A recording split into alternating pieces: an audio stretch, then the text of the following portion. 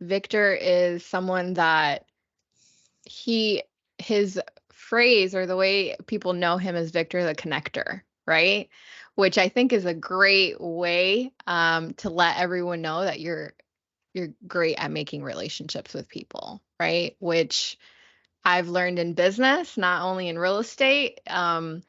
Relationships is the way. Like their relationships are more important than anything else. And so what have you learned from just connecting with different types of people? I mean, high level to beginners and all the different things. Like, what have you noticed in different people that you have connected with, and what sets certain people apart? Oh, that's an amazing question. And it's funny. Victor the Connector was actually born last year Oh, okay. because I was actually at a 10x growth con conference in Miami, and it's a big thing with Grant Cardone um, being part of the 10x community.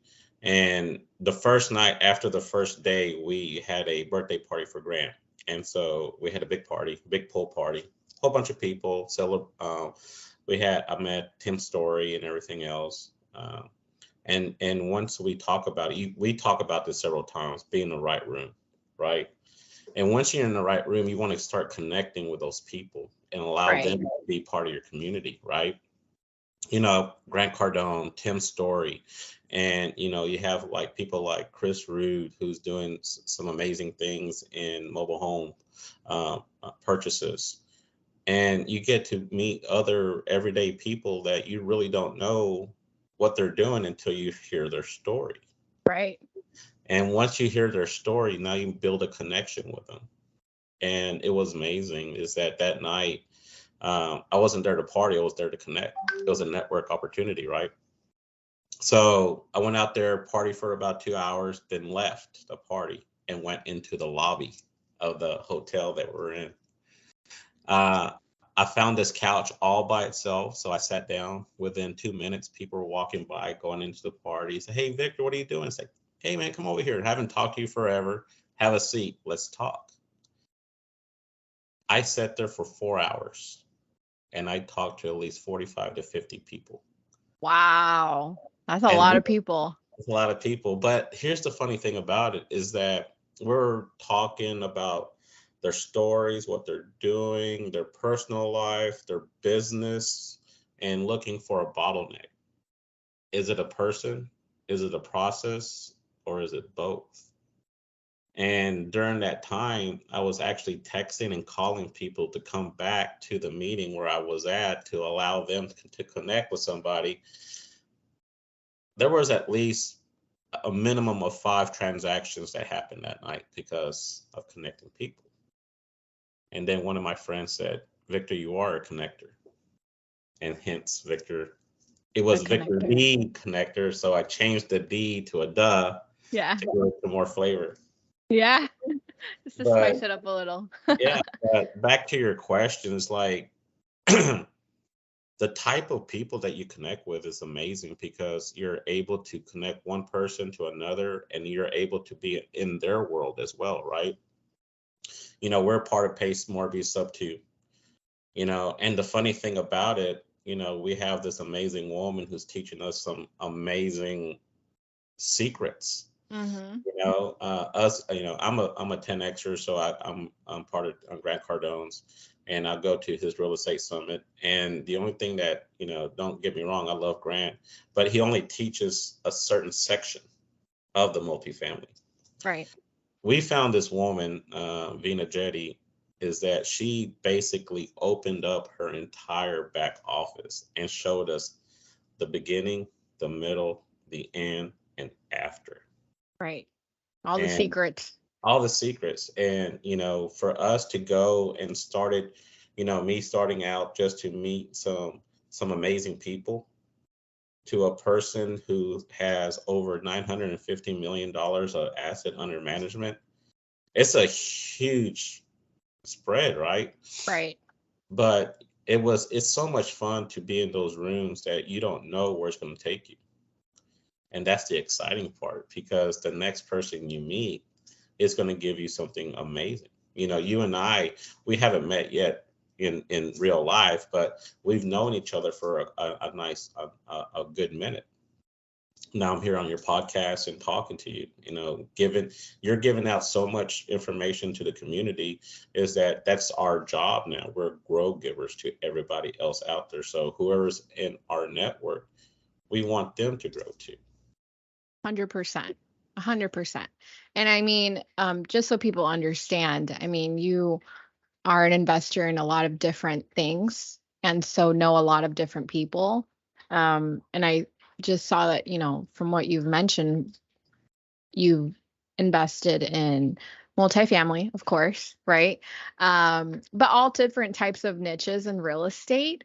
And that must have grown your mindset or grown the way you think about things, right? Because you can correct me if I'm wrong, but you've invested in like a short-term rental portfolio, multifamily, I believe a wholesale real estate operation, but you can correct me there if I'm wrong, and new builds as well. So when investing in different niches, every niche has their benefits and the things that people don't like about it, right?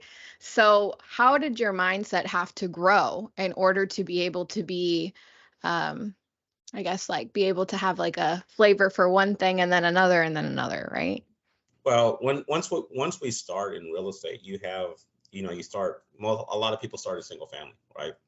Right. You have an idea of doing flips and understanding, but you really can't really scale it. And so I team up with a lot of people who's actually now they're experts in that field. So I don't have to know everything. That's one of the biggest things that when we go into a business, we think we need to do everything ourselves. And once you start being into becoming more of a sophisticated investor, you start seeing the shortcuts. You Right. start seeing, hey, I don't need to know everything, but I need to know enough to see if they're doing it correctly. Right. So I do have a short term. So I have my team that does that. So I'm part of a team doing that.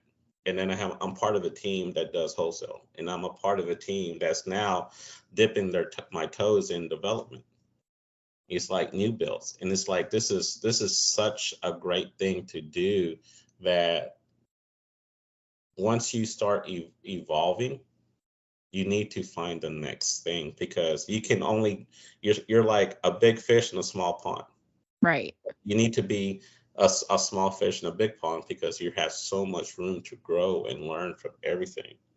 And so a lot of people are afraid of the unknown, of changes, right?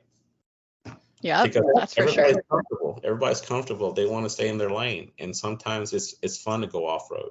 It's fun to learn something new. We're looking to we have 120 acres that we're looking to sell. We were trying to do a development project on it. Didn't go very well. Now we have land brokers who has a larger reach than I do. And so now we're collaborating with different people to help us to sell this land. But at the same time, it's what you learn.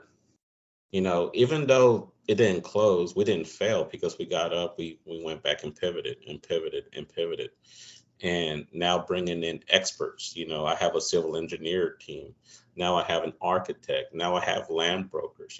This is some of the things that, even Vina tells us to do, is like, you got to build your team around yourself, understand your strength, look for that next person that needs to be involved. Like Rocket Fuel is a great book to read. If 100%. you haven't read that, oh my God, it's like Mm-hmm. the visionary versus the integrator. And being a visionary is great, but if you don't have that integrator, you're not going to do jack. Nothing's gonna happen. I think a lot of people focus on the visionary because visionaries tend to be the face of the company, right? But I know that if a visionary doesn't have an integrator, there is no business. I mean, because a visionary will spit ideas left and right every single day, but the integrator will tackle one idea and say, we're going to do it like this, step one, step two, And so you need both in order to really make a business. Absolutely. One thing that I think I was missing, I was trying to do everything, being both of them. Even when you start as a entrepreneur, you are both. Mm-hmm. But once you read that book and realize how powerful that is, eh, I'm telling you, just understanding just the simple concept of having your other half. How many times have you heard you need to find your other half? You Mm-hmm. know, and it's true in relationships and in business and looking for the right partners, because you can't just stick somebody there just because. You just have to make sure that chemistry is done right, making sure the mindset is there too. And also, here's the biggest thing is hold each other accountable for what they're supposed to be doing. That's a great point. I've heard someone say a CEO is really a CAO, which is Chief Accountability Officer. I like that. I like that. Yeah, Yeah, Layla you Hormozy actually is where I learned that from. got And it. how do you keep the people you're in with so many different team members, right? And different operations? How do you keep people accountable of your different partners that you have? That's a great question. It's basically, talking to them, making sure we have the meetings and ask and allow them to speak freely, because if you don't have your team feel comfortable to come to you with a situation or an idea, how are you supposed to grow? This is Right. this is a true team. Every idea is a good or a bad one. It could lead up to something even better or even worse, right? Right. Right. And so you want to have that ability for anything to happen, because we don't know everything. If we did, we'd be in a different situation, right? Right. Completely. 100%. And I think the main thing that I've just noticed from the things that you were mentioning is relationships and pivoting. So what do you do? I don't know if this has happened to you or not.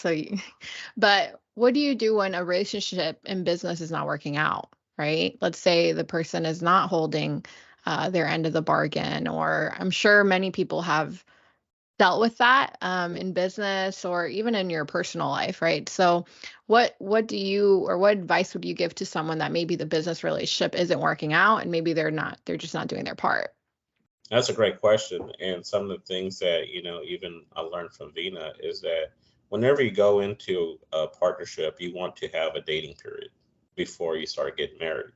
And Right. then when you're married, you also want to have the ability to have an open relationship to work with other people.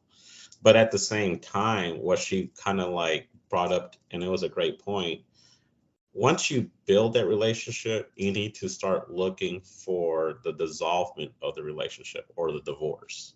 Right.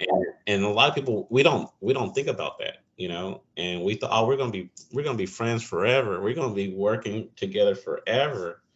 But luckily I've been kind of blessed. We've it's always been a good transition if we need to go separate ways, right? And it's a very difficult conversation. But if they're not happy and we're not happy, we sit down, we have a conversation, and just really have a heart to heart, or what we call a come to Jesus meeting. Hmm. Like, maybe this is not a good fit. There's no hard feelings. This is business, right? We're not every business is going to succeed. There's, I can't remember the last numbers were, but most businesses fail within the first 5 years, Hmm. because you're still learning each other's abilities, ideology, if they're able to really finish the task. And if you're not, how can you be, if you need to grow the business by adding more people, are you a good teacher? Because it's all about SOPs, standard operating procedures. Are you sure you have all your procedures in place? This is what we do for A, B. If we don't do that, it's going to be difficult. And that's what I've been doing as much as possible. Is like implemented procedures, and it's time consuming. A It's so hundred percent. Would you say you're a visionary or an integrator? I'm a visionary. I can do the Mm, integration, but I, I'm more of a people person. I like to see big things. I like to go and discuss, and the integrators doesn't like to do that. They're not a social butterfly, right? Mhm. They're behind the keyboard, spreadsheets, concepts, all this documentations. That's their flavor, right? Can I do that? Yes. Do I want to? Not really. You know. I understand that 100%. Um, another thing I wanted to ask you about, which is very interesting to me, is I know that you're in business with different family members, or at least it seems like you're building up your team through your family because you told me like your daughter, like everyone has the aspect in that can help in the real estate business. So, how do you manage the personal and the professional when you're in business with family, right? Because I think depending on the family, it might be difficult for some and maybe easier for others. No, and that's one of my favorite questions, right? My first business partner is my mom, and it's kind of weird because she's always going to see me as her son. Hmm. I don't think she's ever going to see me as a business partner, right? So we have close to 100 acres, and we have over, I think, close to now 15,000 trees that we grow, and we're actually a wholesaler. And so we started this business literally 8 years ago because I was having a conversation with her when she came up here when I became a grandpa. And now we have this huge inventory.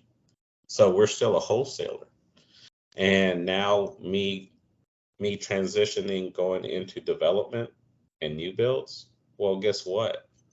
Everybody needs a tree in their development concept, right? In their estates, in their communities. And so now I can actually place myself in that room and just say, hey, you're doing a development. Who's doing your landscaping? Hey, how about how many trees do you looking to get, and what kind of trees you're looking to get? Let's make a deal. So as I have, if you want to, you can go over there and pick out your trees if which one you want, right? So this whole new concept is coming along that now we're now have the ability to even grow the business even to a bigger scale. But yeah, and it's not easy working with your mom. You try to have a conversation and it's her way, right? I'm the mom. I'm the and sometimes we do have some heated arguments about it, but still, I'm still the son.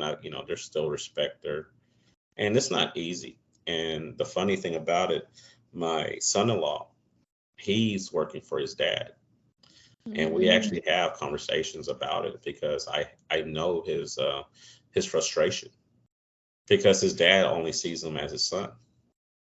He doesn't see him as a potential business partner. Do you And think there will ever be a transition? Or is it always, I mean, is it just because you're the son or the child in business with a parent? Or, I mean, do they need you to, I don't know, have some kind of achievement or something for them to change their eyes? I'm not sure. and that's a good question because I was kind of contemplating that thing too, right? Now since I'm able to now move it from a wholesale to end buyer, the conversation's changed now. And I think that's what they really do need is to see old school concept of you still being a child of something that you're able to add value to. And I think once you add that value, they can go ahead and say, okay, maybe he knows what they're doing, right? And that's the conversation that I have with my son-in-law too. It's like you may have to either start your own business and just separate or find a way that you can bring value into the business itself.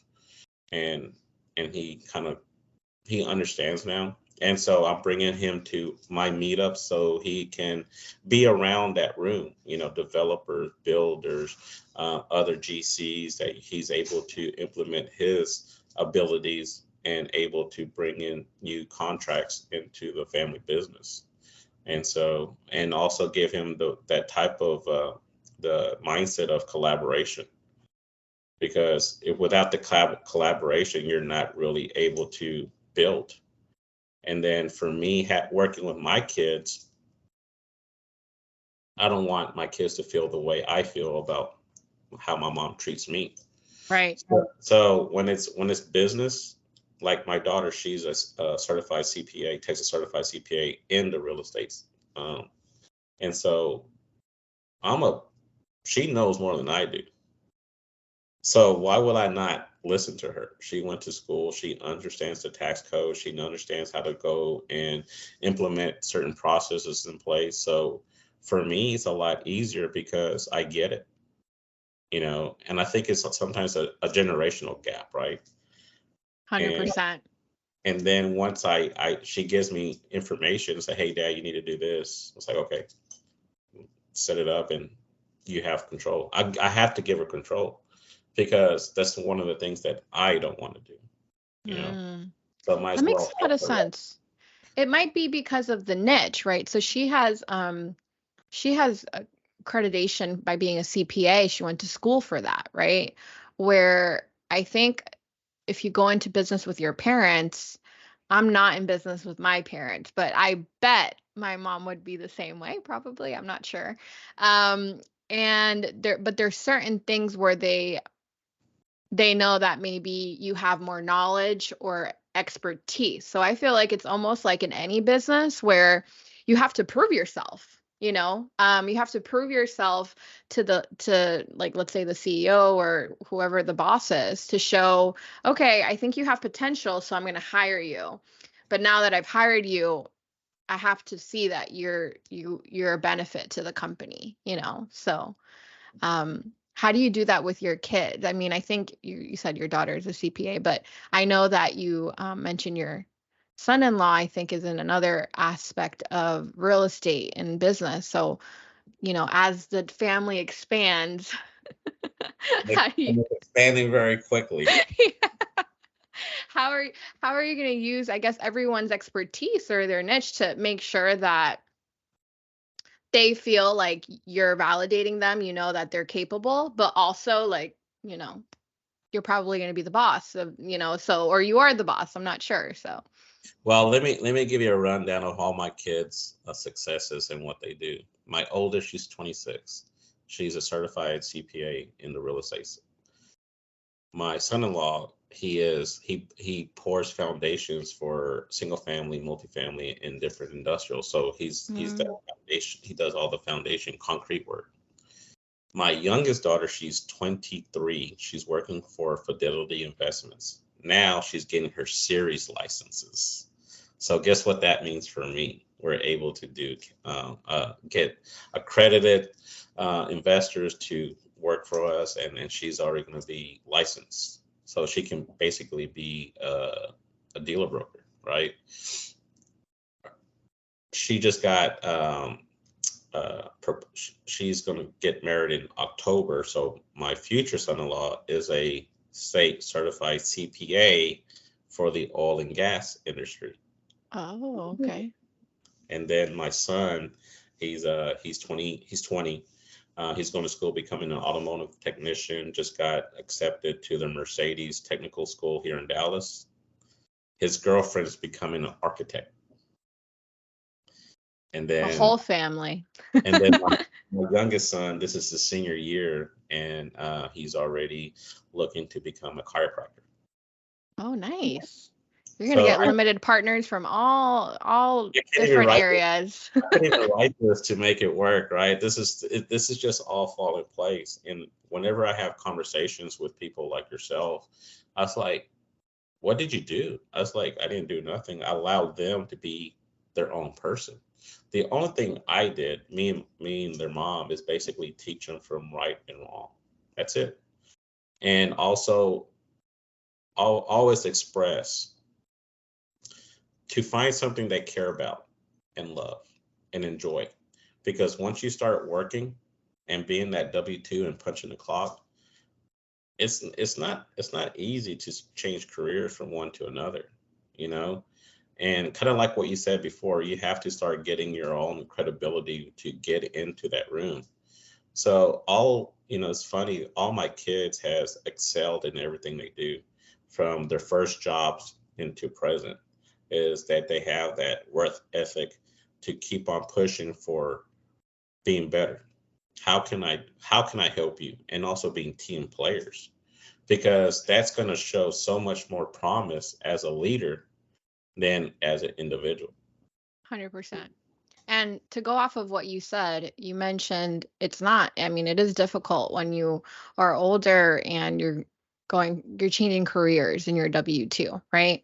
And so you left a six-figure earning job, like income, right, to become an entrepreneur. So what pushed you, what motivated you to do that? Because I know that's a hard jump for a lot of people. So what pushed you to do that? It's funny. I just celebrated my 1 year anniversary Monday. Congratulations. That's a great celebration. I hope you did something. Oh, actually, I just worked. It's like it was just another day, right? But back to your question, it's like, why? Well, you know, I've been I've been loving real estate for the longest time. Even when I was still married with my kids and everything else. This is like dated, you know, rewind the clock over 10 years ago. I could never do it. The reason why, because I was the father, I was a husband, I was the provider, I was the head of household. I didn't have the right mindset. I had scarcity mindset, and I didn't see myself taking that risk to put my family in jeopardy. I see. And it's funny, I've been divorced. I'm on my 10th year of being divorced.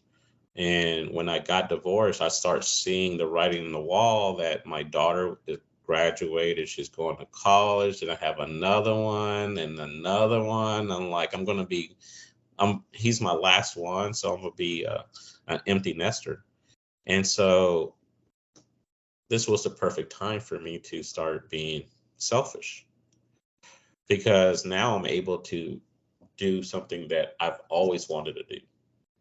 Luckily I had some money saved.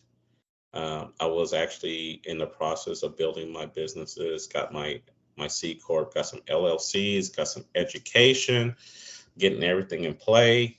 And last year it was just time, because you can only take so much from a W-2, especially when you have Right. a boss who he thinks he knows what he's talking about and has no idea. Mm-hmm. And it was just time. It was the first time I actually quit once before, but I only lasted 6 months because it was too early, it was too soon.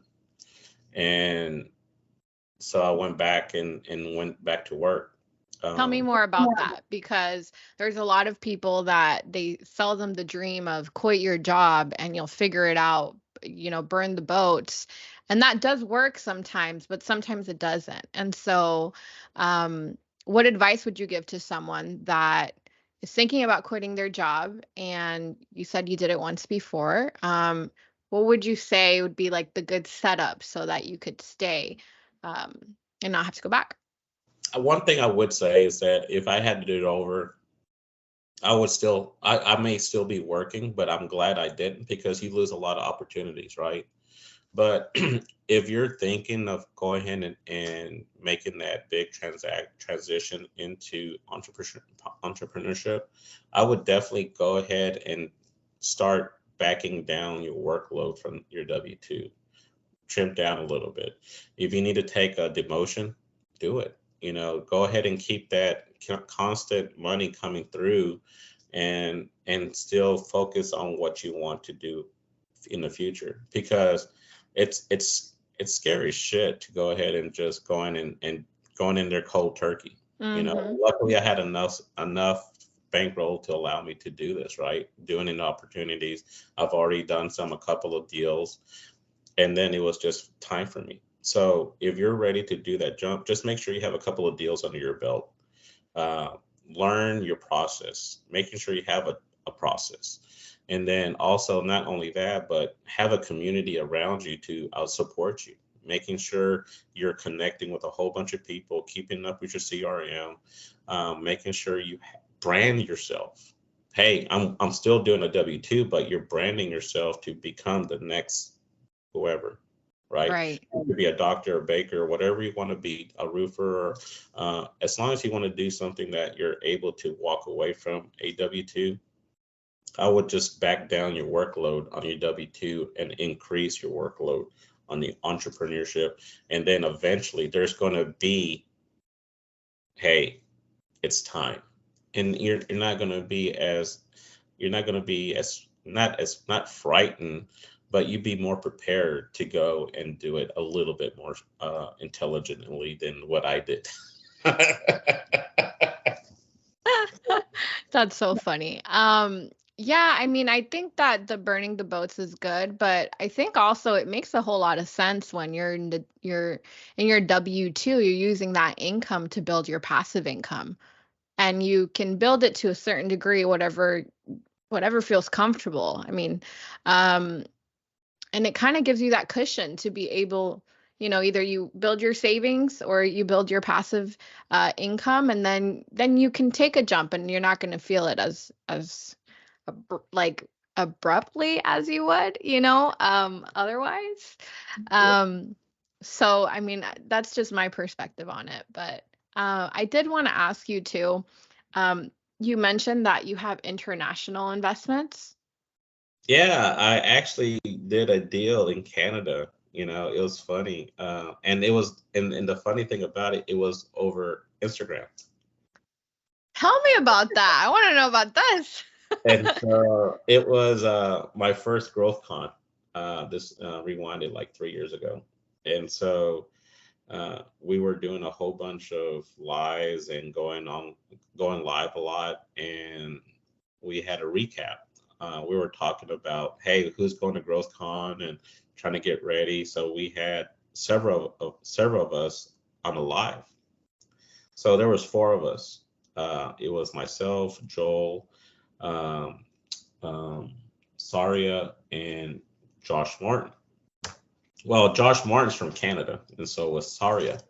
And so it was, they introduced us. And Josh is actually a construction supervisor. He does development projects up there in Canada.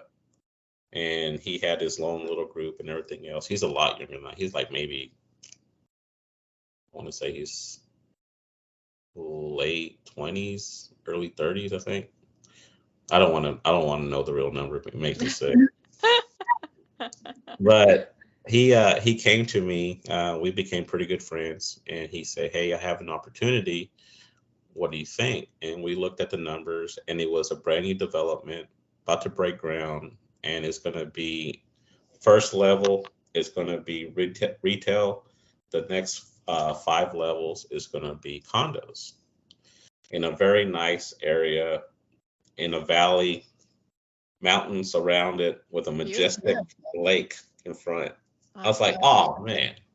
So we got in early. We picked out our spot, and we put in our down payment. And so we were getting everything ready to flip it. We held it for 4 months. It's all paper. They haven't broke ground on it yet. Okay, they're just trying to pre-sell everything. right. Um, we it was another person who actually found the deal. We all became partners. We signed the JV and everything else, make it all legal. My money going over there was worth more than the money coming back this way, right? Because of the exchange rate. So I came in pretty well. And so we held it for 4 months, 4 or 5 months, and made 40% on our money. Wow. And I the only need I and need the the, scoop. I need the inside scoop on this because that's amazing. Yeah, and it was great. It wasn't like I didn't put like $1 million into it or anything like Right, that. right. But 40% is still 40%, right? And so Where do you get 40% ROI? I mean, that just uh especially within a 5 month period, it's just crazy, right? Uh but it was something that was like, holy crap, it actually worked. That's when I first started out, 3 years ago. And we still became friends. So I'm trying to get him to come to Texas so we can start doing some development, because he's that person. He has that expertise. And so whenever you're looking, and that's kind of what we talked about at the beginning, is looking for the right people who's able to fit in and take over on a certain aspect. And so me being a visionary, he's able to get everything done. So he's the integrator on development. So he already knows how to do it. He knows the civil engineering part of it. He knows how to read plans. He sees concepts. He sees what can go wrong, and then he's that guy. And so the only thing I got to do is like, okay, this is the concept. This is what we want to do. What do you think? And he'll he'll dissect it down. And there's been times. There's been we had Zoom calls and FaceTime, and we spent hours just talking about real estate. And it's good to have that feedback, right? Because you got to see other people's vision. You got to have that other, because he taught me so much about development that it wasn't too scary to go into it here, because it's just a phone Right. call away. Right. Hey, what is this? What do you think about this? Here's the drawing. Let's take a look at it. Let's break it down. It's like, this is wrong. This is good. This is a good deal, or this might be a bad deal. You have a friend that's an expert in the field, so it lowers your risk considerably when you have that, right? The connector. Yeah, you got to build your community around you, because the more you know, the better you're able to help not just yourself, but for Right. other people. You're Right. looking into multifamily too. What happens if you want to start building? What do you do? What's your first step? What you going to do? How do you go into looking at a piece of land that is ag? How do you go and transition it into entitlement? There's a whole entire process of that.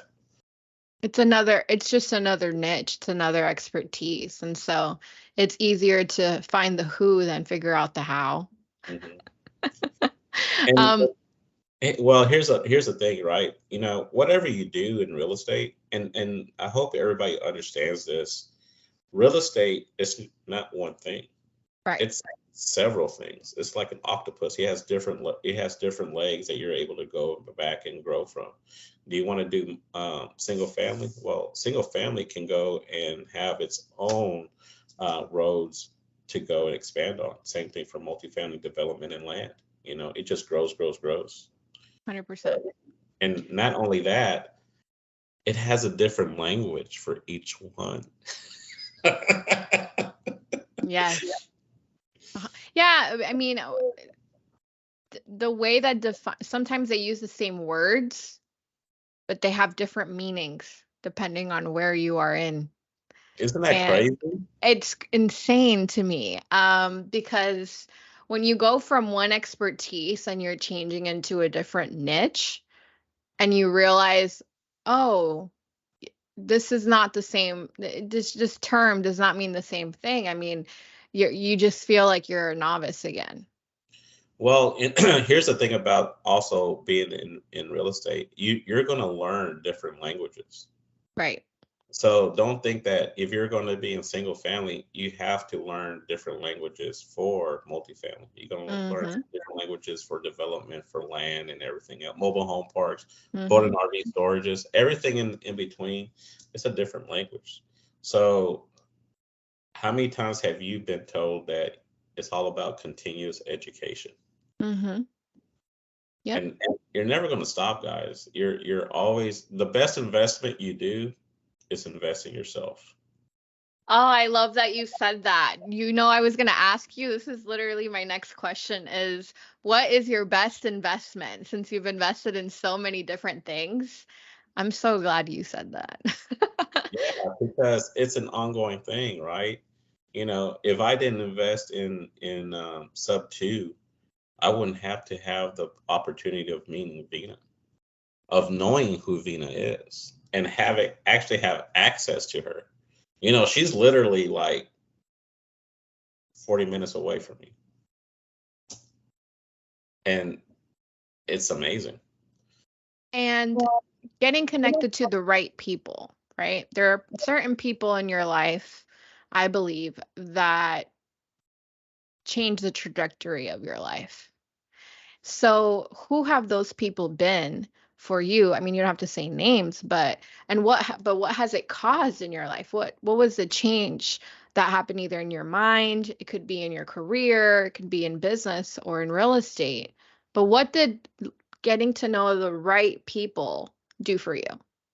The first one I had to say my mom because of my worth ethic. The my she was really my true first mentor because and to be totally honest, I didn't know what a mentor was until I Right. met Grant Cardone. Grant actually helped me with fixing my scarcity mindset. And that was so important to allow me to start going and taking risk. Because if you still have that scarcity mindset, you're never going to go and do massive action. Mm-hmm. And you hear that a lot from Grant. Massive action, massive action, massive action. Do it 10x. And that's one thing about Grant, you have to do it 10x because if you don't do it big enough, it's not small, you're not gonna move the needle. You gotta move that needle. If it's gonna be negative or positive, you gotta see what you're doing has a different result. If it's going negative, adjust it, tweak it, do it the other way, and see if it moves. Is it going more negative, or is it going? It's going to go back and do flatline, then do more of that again. And it's just indicators. Uh, Another one is going to be Brad Blazer. He's in Houston. He's one of my mentors and coaches to how to raise capital the legal way and Right. understand the concept right. I've been in his mentorship for about almost 2 years now. You know, SEC certified, understanding the do's and don'ts, the has nots, and making sure it's all done correctly.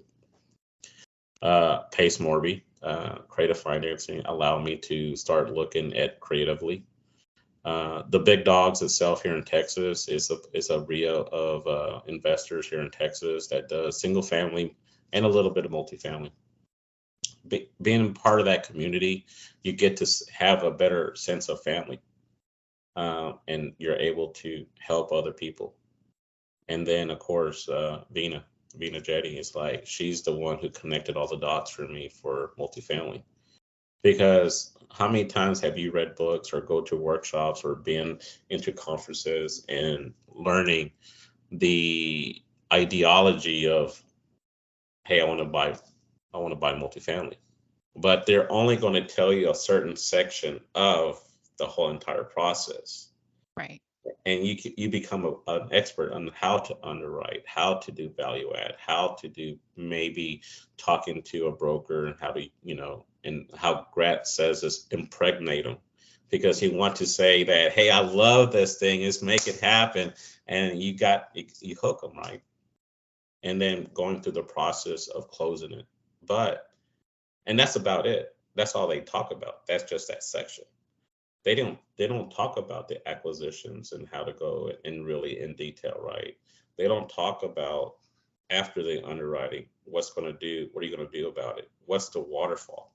Terminology is that, and it's like, what's a waterfall? you know, um, Being able to be in the best and final round. I didn't know that. Did you know that? I didn't know that. And then you get awarded the asset. And it's a process that they don't really go through all the way through. And with Vina, I'm her biggest cheerleader, I think, because she has allowed me to get a lot of clarity on the position of multifamily, right? Because if you don't do it, then how are you going to learn it? Right. I'm an LP with Grant Cardone. Well, Grant's not going to show me exactly all he did in the back office to get that asset, right? He's only looking for the money. So here you go. Here's my part. Right. Let's roll, right? And then I get my check in the mail afterwards. But at But least you took the action to invest because it at least gives you proof of concept when you are getting that check. You say, this does work. It's very different from someone, an outsider looking in and saying, oh, these people that believe that investing and they just talk badly, but they never step in and try it, So I believe you being an LP, and let's be clear, guys, like over 1,400 units. It's not it's not like 100 units or five, over 1,400 units that you're an LP in. You have incredible proof of concept, right? So Mhm. what you were talking about scarcity mindset and how you had to shed that off, right? In order to get into this growth mindset that you have now, this abundance mindset. Right. What were some of the beliefs that had to change? Because if you didn't change that, you weren't going to take risks like being an LP. You weren't going to take risks like all the different investments that you've done in real estate and business. So, what specific beliefs had to change so that you could change from a scarcity mindset into a growth mindset? Well, the biggest thing is not afraid to take a risk, you know, the good, the bad, or the ugly, right? But you're still trying to do something. And at the same time, you need to have a process and understanding how that works, right? Um, Due diligence, make a logical decision, and also you got to know what your exits are, meaning plural. You can't have one. You got to have several. And I think after doing all that and understanding it, it makes it a lot easier concept of pulling the trigger, and then asking for other investors to join you on your venture of taking down a piece of property. And you have to they have to like you, they got to trust you, and then they give you they're able to write checks to you afterwards, right? But you also have to perform. You got to have that credibility. It took a while to get all that fears and concepts into my head and reset. So Do you think that you had a fear of failure, a fear of success, a fear of judgment? Like what do you specifically think the fear was that you had to overcome? I think the fear was mostly about failing. That was my biggest fear. That what if, and if it doesn't work, right? And then the fear of not performing for other people too is my biggest fear. And I'm kind of, you're always going to be going through that no matter what. I go through that every time I have to do a deal, is having that fear of not performing. So yeah. How have you overcome it then? Like what I did don't, I don't think you can ever overcome it, to tell you the truth, because you're always wanting to make sure, no matter what you do, is to make sure the people that trust you, you do everything in your power to make sure what you you're not promising, you're not guaranteeing nobody anything, but you don't want to not have that ability to perform. And you're going to find ways and creative ways to make sure that the outcome becomes positive, because it may not be as positive as the performance says, but as long as it's positive, that's good. I'd rather be positive and me losing money, because I don't want to go ahead and not have my investors to go back and get their money. And it's always going to be the same thing. love it? Um yeah, I think that the changing in the mindset and your beliefs is really key to making sure that things work out the way that they do. But also it's you have jumped into like you jumped out of the boat, right? Like you're like, I'm going to walk by faith, I'm going to do this. And most people just stay in the boat and say, I can't do that, right? But I think you are a proof that it can be done. And even if things don't work out, you figure out a way to make it work, right? Because you said you had over 120 acres, that maybe the first exit, it didn't work out maybe the way you thought, right? So what did you do? You pivoted your exit strategy. What we're going to do this. So I think that if someone like yourself, if you have different exit strategies for anything, right? Not only in real estate, but in business or in an investment in general, when you're the one controlling it, There's like significantly less risk. Wouldn't you agree? You find a way to mitigate the risk.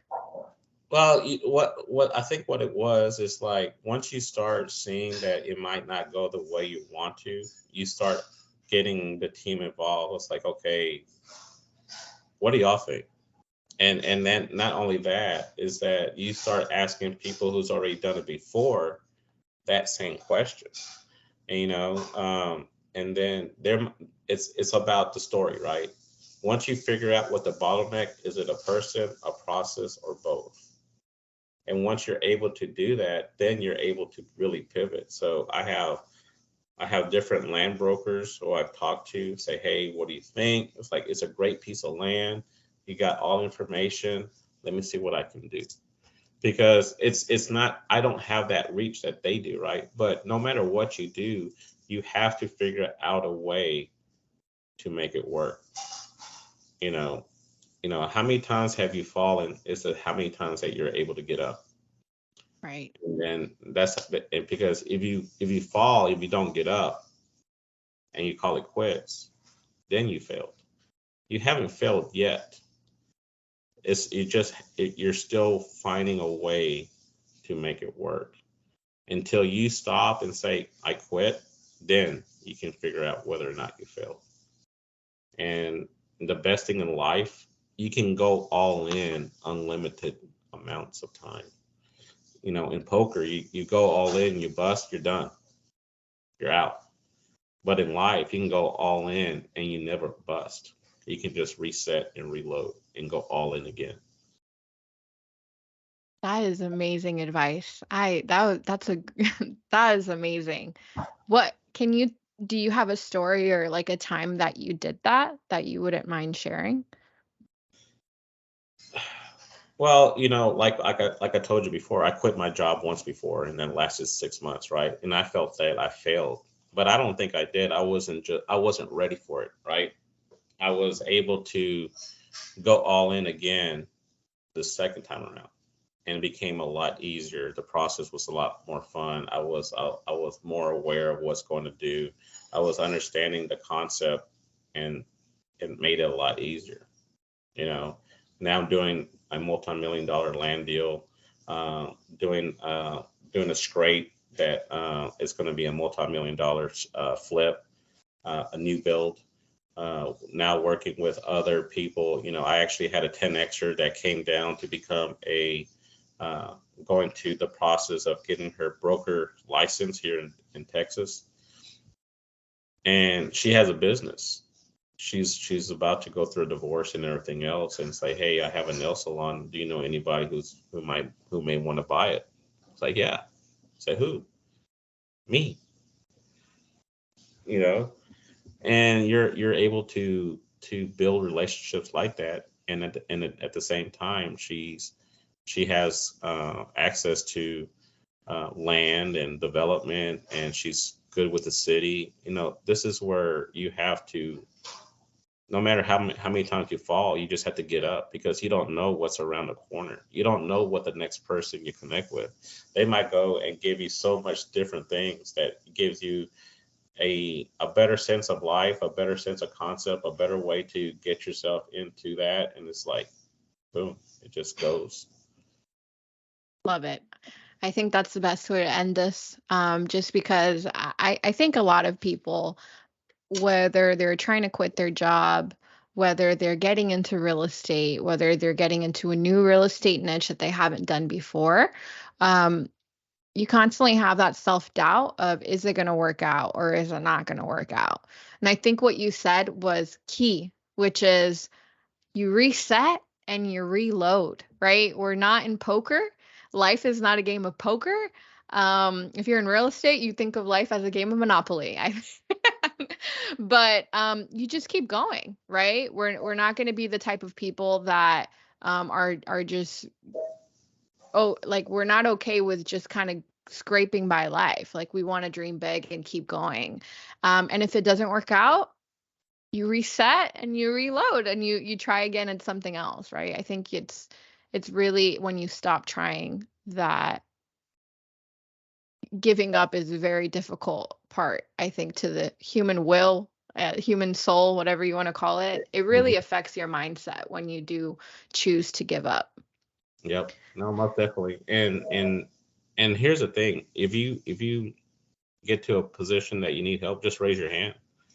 How many people do you know that who can help you or give you a quick piece of advice or look at a piece of Right. property and do that or look at the underwriting. It's like, oh, you need to do something else here.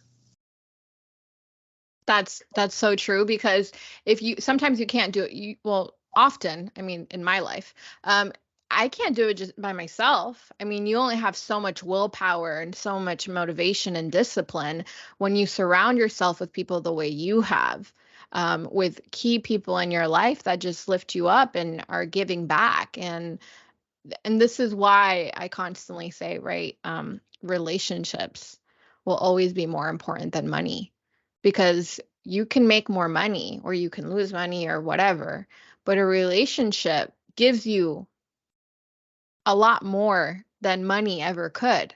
Um, so I think that Victor the Connector is probably the best person to show that, just because of the key relationships that you've made Oh, and have changed your life.